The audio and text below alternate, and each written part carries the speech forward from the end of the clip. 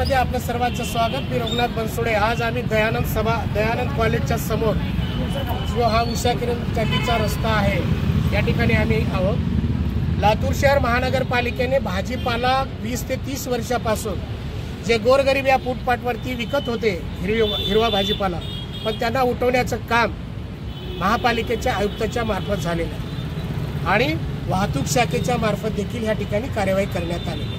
आज जर आपण बघितलं तिथले पोलीस फोर्स जर बघितला, हा पोलीस फोर्स आणि बाजूला त्यांच्या साक्षीमध्ये जे गाड्या थांबलेल्या आहेत ते रोडवरच आहेत, पण त्यांना महापालिकेनं किंवा ट्रॅफिकनं त्यांना जागा दिली। भाजीपाला गोरगरीब जे काय हातावर आणून पानावर खाणारे गोरगरीब लोक या ठिकाणी त्यांना उठवण्याचं काम केलं। आज जर तुम्ही बघितलं ते दयानंद कॉलेजचं हे संपूर्ण हे कॉम्प्लेक्स त्यांच्या फुटपाथ सोडून पूर्ण रस्त्यावरती पूर्ण अतिक्रमण आहे, परंतु ह्या ठिकाणी लातूर शहर महानगरपालिकेच्या आयुक्तांना आणि किंवा संबंधितांना या ठिकाणी अतिक्रमण दिसत नाही। वाहतूक शाखेचे जे कोणी प्रमुख आहेत त्यांना देखील हे अतिक्रमण दिसत नाही, परंतु गरीब लोक बाजूला फळ विक्रेते फळ विकून ते उपजीविका बघतात, अशांना उठवण्याचं काम, एवढा पोलीस फोर्स लावण्याचं काम महापालिकेच्या माध्यमातून होत आहे। या ठिकाणी पालकमंत्री असतील, जिल्हाधिकारी असतील, मुख्यमंत्री असतील, याकडे लक्ष देणं आवश्यक आहे असंच वाटतं। इथं